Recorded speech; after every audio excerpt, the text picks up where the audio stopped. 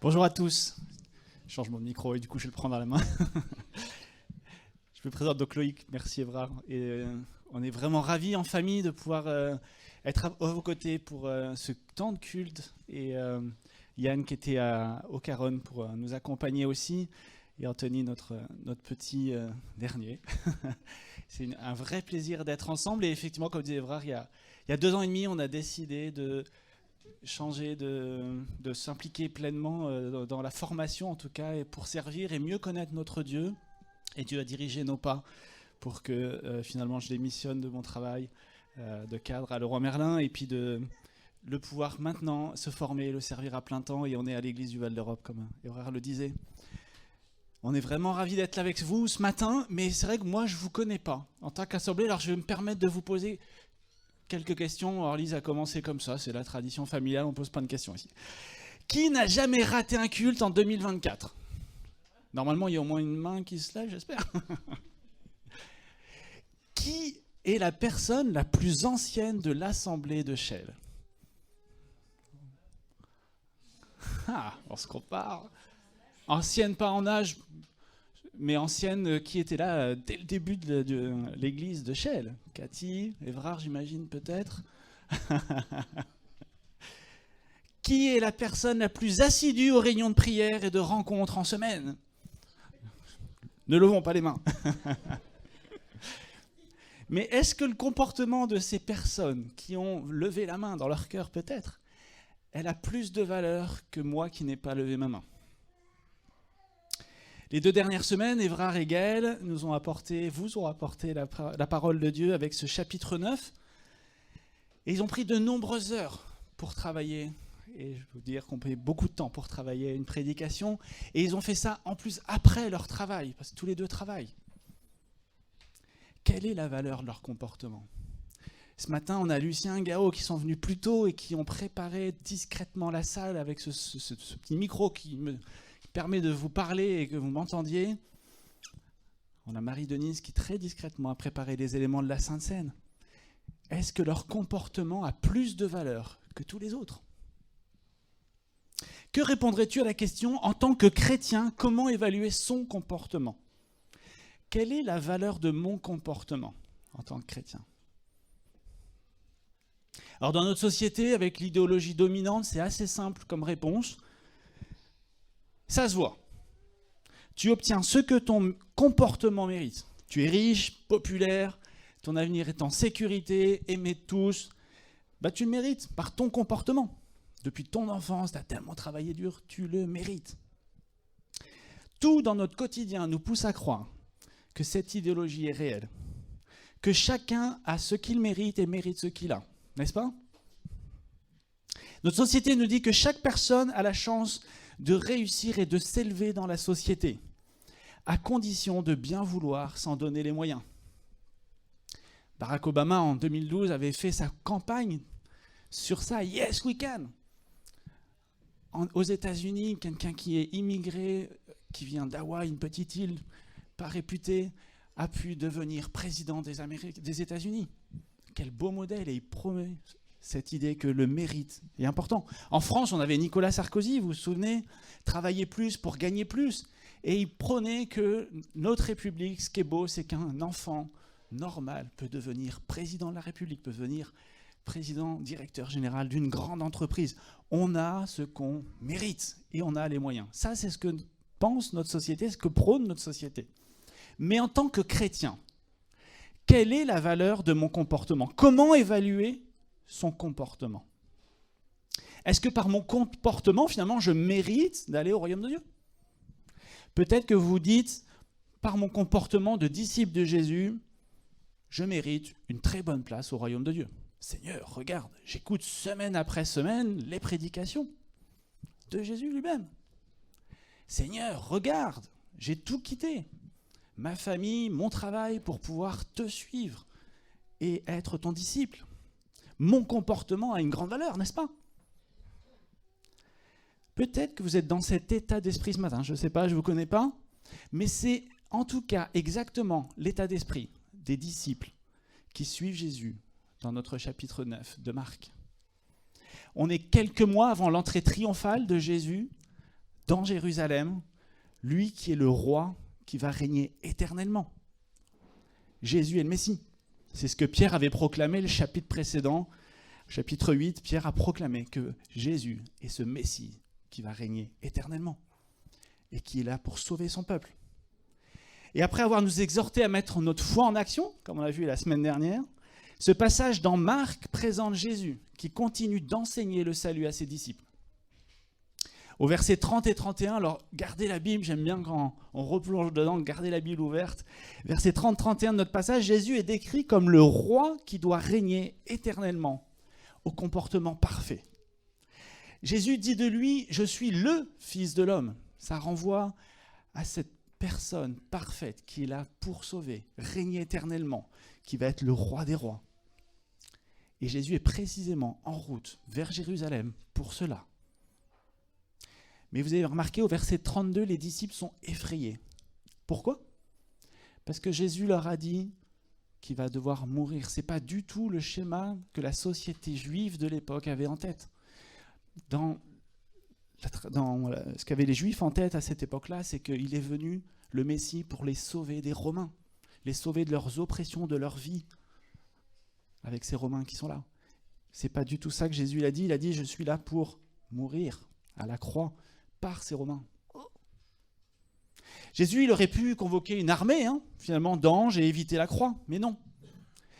Il a fait un choix, Jésus, c'est d'obéir parfaitement à la volonté du Père. Il a les yeux fixés sur la gloire qui l'attend par cette obéissance parfaite, pas sur les épreuves de la vie humaine. Jésus, c'est l'exemple parfait de celui qui obéit parfaitement à Dieu le Père, quel que soit le coup. Jésus, il a conscience de sa véritable nature. Jésus est l'incarnation de l'obéissance parfaite à Dieu le Père. Jésus est certain de son avenir glorieux. Jésus montre ainsi à ses disciples, par l'exemple, le comportement qui a le plus de valeur pour Dieu. Et on va voir ce matin une vérité fondamentale que chacun de nous, chaque disciple de Jésus, doit apprendre et se rappeler. La valeur d'un disciple se mesure selon les critères de Jésus et non selon les critères des autres. Alors je vous propose qu'on va tenter de suivre la pensée de Marc en deux temps ce matin. Dans un premier temps, versets 33 à 41, Jésus interagit avec ses disciples et il va mettre en évidence de quelle façon eux, ils évaluent la valeur de leur comportement. Et dans un deuxième temps, on va regarder versets 42 à 50, Jésus leur enseigne comment le roi va juger la vraie valeur de leur comportement. Jésus nous enseigne à travers cette lecture que la valeur d'un disciple, elle se le mesure selon ses critères et non selon celui des autres. Ce texte nous enseigne à évaluer notre comportement selon les critères de Jésus et non selon ceux de ce monde. De quelle façon nous évaluons notre comportement ? Nous voyons versets 34 et 35 les disciples qui se comparent entre eux. Vous connaissez cette phrase. Qui est le plus grand de notre communauté ? Alors il y avait 3 disciples, je ne sais pas si vous vous souvenez, qui sont partis avec Jésus pour la transfiguration. Ils sont partis sur la montagne. Peut-être que c'est ces 3-là qui seront peut-être plus grands parce qu'ils ont été avec Jésus. Et eux, peut-être qu'ils auraient pu guérir ces démons, ce fils qui était emprisonné d'un démon, comme on l'a vu la semaine dernière. Alors Jésus va commencer à s'asseoir, ce qui était la façon des grands enseignants de l'époque pour partager un enseignement. Et là, on sent qu'il y a quelque chose qui va se passer. Jésus va leur enseigner, verset 35, « Si quelqu'un veut être le premier, il sera le dernier de tous et le serviteur de tous. » Waouh ! Et il me semble que pour bien comprendre cet enseignement, on doit comprendre ce qui se cache derrière la volonté d'être le premier, le plus grand. À quoi ça sert finalement d'être le premier ? Je ne sais pas si vous êtes posé cette question. Alors à la course à pied, des fois, le premier, tout le monde n'a pas envie de l'être. Mais probablement, finalement, notre instinct de survie, à chacun, nous pousse à avoir la première place. Plus je suis socialement bien placé, plus j'ai de chances de survie, plus ma descendance pourra durer. Vous savez, les ressources, elles sont limitées. Alors, si j'ai la première place, dans mon inconscient, finalement, je vais pouvoir accéder à ces ressources et les sécuriser. Et finalement, je pense qu'il y a une quête de la vie éternelle, parce qu'on veut s'éloigner de cette mort qui est inéluctable, on veut, par nos propres forces, arriver à sécuriser des moyens qui nous permettent de s'éloigner de cette vérité-là. Voilà ce qui se cache derrière nos désirs d'être le premier. Et il me semble qu'il y a un deuxième aspect important qui fait que nous voulons être à la première place. Au fond, quand nous sommes premiers, on cherche juste à attirer l'attention des autres. On cherche à être aimé pour qui on est, à notre juste valeur. C'est le besoin vital d'être aimé. Alors je pense que c'est intéressant d'avoir en tête ces deux aspects-là qui sont dans la tête de nos disciples à ce moment, quand ils s'échangent entre eux qui veut être le premier. On veut être le premier pour sauver notre vie par nos propres forces. On veut être le premier pour être aimé, pour notre vraie valeur. Et laissez-moi suggérer que ces deux sentiments habitent vraiment nos disciples.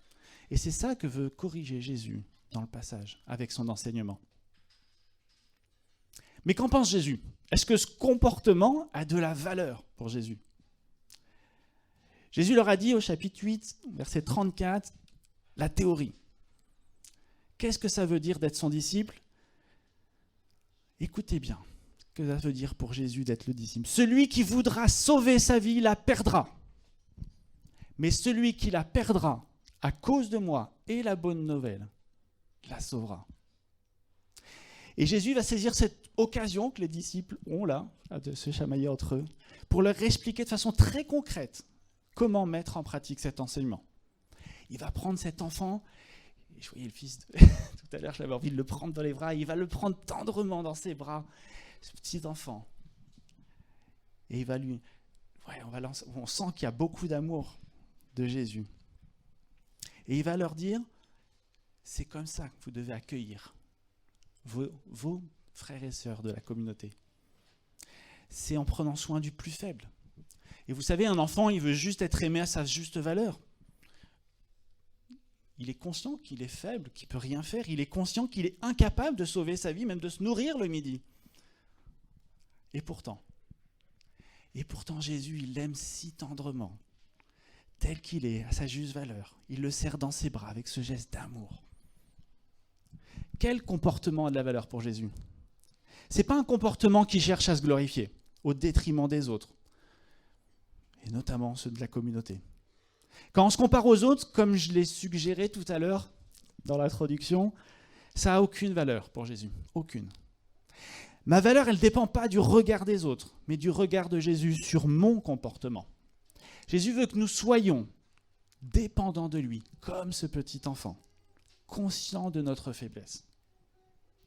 Alors inviter chez soi le plus pauvre de l'Église, ça, c'est un comportement qui a une grande valeur aux yeux de Dieu. Prendre des nouvelles de celui qui est malade, c'est un comportement qui a une grande valeur dans le royaume de Dieu. Aimer un frère ou une sœur que toute la société rejette à cause de son handicap, de son attitude, ou je ne sais pas quoi. Ça, c'est un comportement qui a une grande valeur dans le royaume de Dieu. Parler avec un frère ou une sœur qui t'ennuie, voire te fatigue, des fois ça arrive. Oups. Ça, c'est un comportement qui a de la grande valeur dans le royaume de Dieu. Alors, chers frères et sœurs, oublions toutes nos grandeurs. Oublions la valeur que nous avons aux yeux du monde. La valeur d'un disciple, sa grandeur, elle se mesure selon les critères de Jésus et pas en se comparant à ma valeur aux autres personnes de mon Église. Imagine si chaque chrétien de l'Église de Chelles calque son comportement sur le Créateur de la terre, l'homme le plus glorieux du monde, lorsqu'il s'est mis à genoux devant ses disciples et qu'il leur a lavé les pieds. Imagine si chaque chrétien de l'église de Chelles calque son comportement sur Jésus, qui lui, il était de condition divine, et pourtant, qui n'a pas cherché à profiter de cette égalité avec Dieu. Mais il s'est dépouillé, s'est incarné en homme, pour être ce roi serviteur. Imagine. Alors comment j'évalue la valeur de mon comportement ? par une comparaison avec les personnes de ma communauté, nous venons de le voir, mais parfois aussi j'évalue la valeur de mon comportement par une comparaison avec les autres chrétiens, ceux qui ne sont pas dans cette salle ce matin, tous les autres derrière. C'est le sens que je vous suggère avec le pasteur Jonathan Spencer, pour comprendre ce que veut nous dire Marc à travers cette question que Jean pose au verset 38. Regardez la question au verset 38. Jean, c'est ce disciple que Jésus aimait tant. Peut-être qu'il a peur que l'amour de Jésus, s'il est partagé aux autres, il sera peut-être moins aimé de lui. Bien souvent, nous voulons être exclusifs, n'est-ce pas? On veut proclamer que nous sommes les seuls ici, dans cette salle, à détenir la vérité et à être aimés de Dieu. Avons-nous peur que l'amour de Dieu soit trop petit pour être partagé avec les autres personnes des églises chrétiennes? Combien de fois dans notre comportement avons-nous évalué notre valeur en rabaissant les chrétiens qui ne sont pas de mon église? Eux, ils ne savent pas ce que c'est d'installer la sono tous les dimanches matins et tout le câblage et toutes les chaises. Eux, ils sont dans le luxe, dans le confort. Nous, HL, on est bien meilleurs. On a beaucoup plus de valeur. Dans notre église, la prédication de Gaël et d'Evrard, elle est bien meilleure. Regardez tous ceux qui passent. À chaque fois, on évalue finalement par rapport à ces autres prédicateurs qui passent. Bon, en parenthèse, vous êtes vraiment bénis d'avoir deux si bons prédicateurs de la parole de Dieu. À quelle occasion avez-vous critiqué certaines personnes parce qu'elles ne faisaient pas partie de votre église ou avaient une manière différente d'agir? Qu'en pense Jésus? Est-ce que ce genre de comportement a de la valeur pour Jésus? Regardez avec moi au verset 41. Même si vous apportez un verre d'eau, vous aurez une récompense. Un comportement a de la valeur tant qu'il sert les intérêts de Jésus, même de la façon la plus anodine, un petit verre d'eau. La valeur d'un disciple se mesure selon les critères de Jésus et non selon ton critère qui trouverait pas très glorieux, voire peut-être même honteux, d'apporter un simple verre d'eau. Alors mes frères et sœurs, arrêtons de juger les personnes des autres églises, de savoir si elles seront sauvées ou pas. Ce n'est pas notre rôle. Restons à notre place. Ma place en tant que disciple, c'est de me concentrer sur mes actions, sur mon comportement. Jésus veut que nous soyons concentrés dans notre comportement, sur toutes les petites choses anodines qui honorent Jésus et que nous pouvons faire. Vous savez, toutes ces petites actions anodines qui sont à notre portée, qu'on peut faire pour honorer Christ. Un comportement qui a de la valeur pour Jésus, c'est un comportement qui s'attache à honorer Dieu, même dans des toutes petites choses. Quelle valeur a mon comportement en tant que chrétien? Jésus a corrigé le regard des disciples sur leur propre évaluation, on vient de voir ça. Arrêtons d'évaluer notre comportement, les yeux fixés sur les critères de grandeur de ce monde. Vous savez quel est l'outil de mesure le plus valable qui existe pour évaluer la valeur de mon comportement? C'est la façon dont Jésus l'évalue, tout simplement. Nous allons voir dans cette deuxième partie comment Jésus évalue notre comportement. Regardez verset 42, quel est le sort réservé à ceux qui causent la chute même du plus faible des chrétiens. L'image est forte. La mort, elle est atroce, certaine, quand vous êtes dans cette condition-là. Et pour info, l'absence de sépulture à cette époque-là était dramatique. C'était une honte éternelle. Pire que si vous aviez une vidéo honteuse qui circulait sur les réseaux de vous durant toute votre vie. Vous voyez ? C'est une mort effroyable, atroce. Si je cause le moindre péché chez mon frère ou ma sœur. Et c'est même un scandale aux yeux de Jésus. Si j'accueille mal ou pas du tout une nouvelle personne le dimanche, qui fait qu'elle ne veut plus venir dans cette église ou dans une autre église, à cause de ce comportement que j'ai eu envers elle, alors mon comportement, il est scandaleux et il n'a aucune valeur pour Jésus. Si mon manque d'attention et d'écoute envers un frère ou une sœur fait qu'il ne croit plus finalement à l'amour de Dieu pour lui, alors mon comportement, il est scandaleux, il n'a aucune valeur pour Jésus. Si je ne viens pas aux rencontres en semaine, et cela décourage par la suite les autres chrétiens de venir, ce comportement, il est scandaleux et il n'a aucune valeur pour Jésus. Alors je me permets de vous projeter selon l'âge qu'on a dans 20, 30, 40, 50 ans. Vous voyez, le jour où on sera très très vieux sur notre lit, on sera presque en train de mourir, on sera très très vieux. Et regardons notre comportement que nous avons aujourd'hui envers les frères et sœurs de l'Église en ce moment. Vous voyez, on se rappelle et on se dit « Oh, quel comportement j'avais à cette époque-là, en 2025, en janvier ?»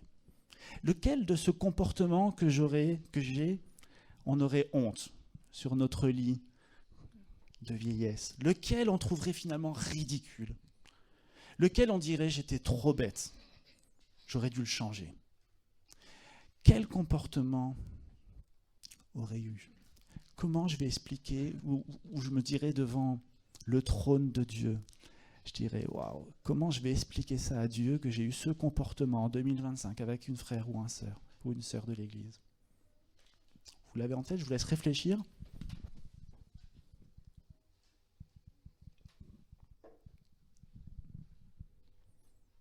Ce comportement que vous avez en tête, que faire de ce comportement qui fait que en fait, je ne vaux rien selon les critères d'évaluation de Jésus? Que faire de ce comportement qui a pour conséquence ma mort dans les pires souffrances? Si mon comportement qui fait chuter un chrétien est mortel, qu'est-ce qui est logique finalement de faire avec ça? Alors je vous propose de relire les versets 43 à 48.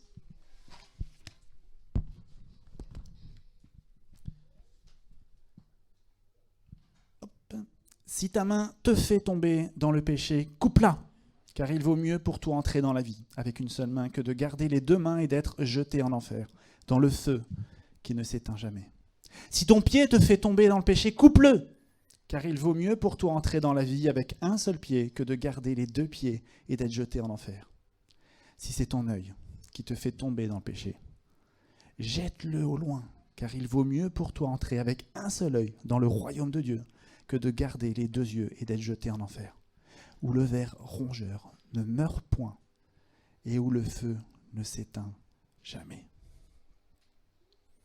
Je remarque que Jésus ne dit pas « si ta main cause ta chute, tant pis, tu iras en enfer ».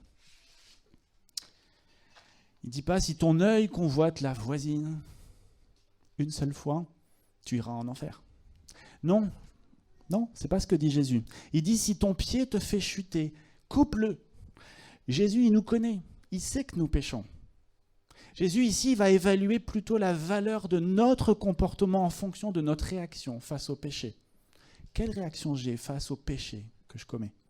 Verset 43, la main peut représenter finalement nos actions. Quand nous pointons du doigt par mépris, arrogance, quand nous parlons en mal d'un frère ou d'une sœur de l'Église, Jésus, il est scandalisé de notre comportement. Réagissons, coupons de nos vies ces actions.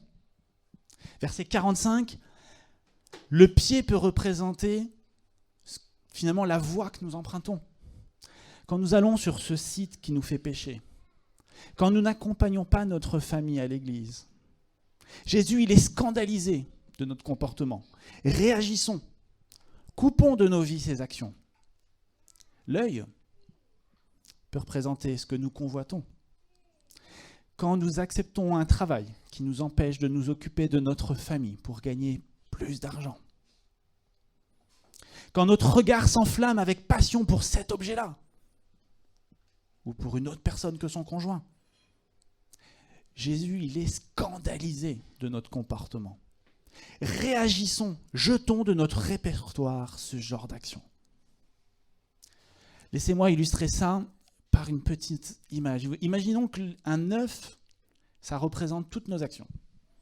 Alors, il y a les bons œufs, les bonnes actions, et vous imaginez que les actions avec le péché, c'est un œuf qui est pourri, qui est pourri. Et comme on est en période d'épiphanie, etc., on veut faire une galette. Alors on va prendre des œufs. Normalement, moi, je ne sais pas faire, mais il y a des gens qui savent faire ici. On prend des œufs pour faire une galette et on va la mélanger. Imaginez que par inadvertance, je prends un des œufs pourris. Un seul œuf pourri. Et puis je le mélange avec tous les autres œufs, etc. Et ça me fait une belle galette. Quel goût il a, ma galette? Oh, l'horreur. Un seul œuf pourri contamine l'ensemble de ma galette. Et finalement, j'aurais beau rajouter d'autres œufs bons, ça ne changera rien. Vous le savez, mesdames. Et puis, messieurs qui cuisinent un peu. C'est pour ça que Jésus il est radical, mes amis. Il ne veut aucun compromis dans notre comportement avec le péché. Il veut que notre vie, elle ait cette bonne saveur. Jésus évalue la valeur de notre comportement par notre réaction face au péché. Et ce passage, il nous reprend tous. Il me reprend. Il nous exhorte à couper dans notre comportement tout ce qui est mortel. Et vous imaginez toute la semaine avec ce passage, comment ça m'a fait réfléchir, mis en évidence combien de fois j'y arrive pas. Combien de fois mon comportement n'est pas bon. Mais ça m'aide aussi de réfléchir avec la parole de Dieu à être un peu moins pire, à essayer de corriger mon comportement en fonction des critères que Jésus évalue.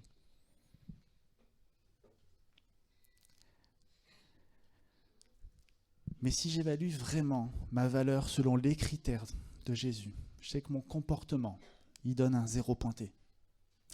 Et Évrard, il vous le dira, on a du mal à se remettre d'une moyenne de 0 en maths. Si tu as 0 en maths, ton avenir, il est bien sombre. La première place, elle est définitivement hors de portée. Mais la honte, elle est là. Mais imaginez si Évrard, par compassion, il fait tous les contrôles à ma place. Ce serait cool, hein? Imaginez ça, le 20 sur 20 qui m'attend. Merci Évrard. Et bon, j'aurai quand même conscience que je ne mérite rien. Vous êtes d'accord avec moi? Et puis on sera très reconnaissant d'Évrard de m'avoir donné ces si bonnes notes. Alors je conviens que l'exemple a ses limites, mais Jésus, il a fait exactement pareil. À la croix, Jésus, il est mort pour toi. Il est mort pour moi. Pour nous donner la valeur de son comportement.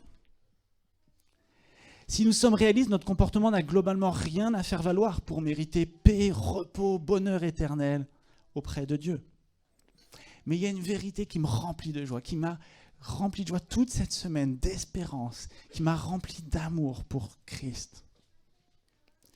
Cette vérité, c'est que si je viens humblement à Jésus, en répondant à cet appel comme cet enfant, en me jetant dans les bras de Christ, j'aurai l'assurance d'une vie éternelle, en toute sécurité, entourée des bras d'amour de Jésus. Si je viens à Jésus en reconnaissant ma totale dépendance de son œuvre à la croix, pour toi, pour moi, j'aurai pour Dieu le Père la valeur du comportement parfait de Jésus. Waouh! En tant que disciple reconnaissant de ce si beau cadeau, je peux faire une seule chose du reste de ma vie. Être le sel du verset 49. Vous savez à quoi sert le sel en cuisine? Bien sûr. Le sel, il relève le goût. Le sel, il agit comme un exhausteur de goût. Il va amplifier la perception qu'on a des saveurs des aliments. Et il me semble possible de comprendre ce verset comme un appel à amplifier la perception de nos contemporains, des gens qui nous entourent, de l'amour de Jésus pour chacun d'eux. Permettre à ceux qui nous entourent et qui observent notre comportement, corriger, comme on l'a vu avec la perception de Jésus, mais tous ces gens qui observent notre comportement, amplifier la valeur du sacrifice de Jésus. Voilà comment imparfaitement, finalement, chaque chrétien veut améliorer son comportement. Un jour, il sera conforme à celui de Jésus, nous dit la Bible.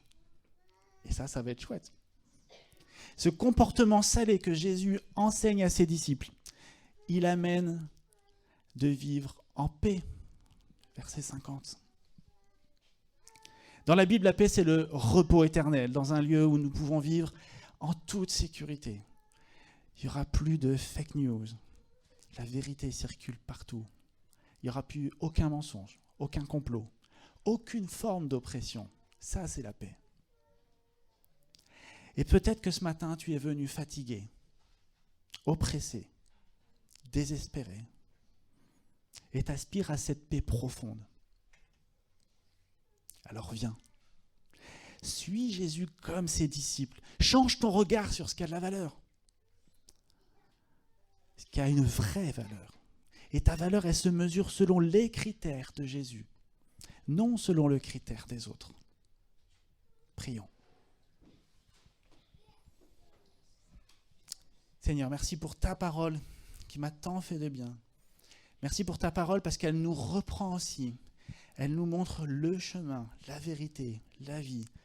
Et Seigneur, je te prie pour chacun de nous présents ici ce matin, qu'on puisse regarder non à nos conditions qu'on vit sur cette terre, mais à cette belle espérance si glorieuse. Quand tu seras autour de nous, nous entourera de ton amour, on sera en paix complète.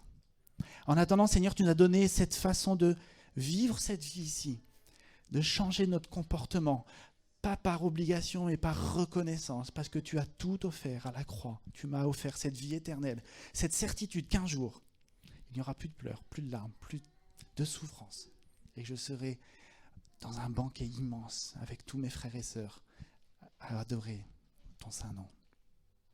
Alors Seigneur, avec Paul, on s'associe à cette phrase qui nous laisse en Romains. Ne mettez pas vos membres à la disposition du péché comme des armes au service du mal. Offrez-vous plutôt vous-même à Dieu et mettez vos membres à sa disposition comme des armes au service du bien. C'est notre prière, ma prière pour chacun de nous ici ce matin. Amen.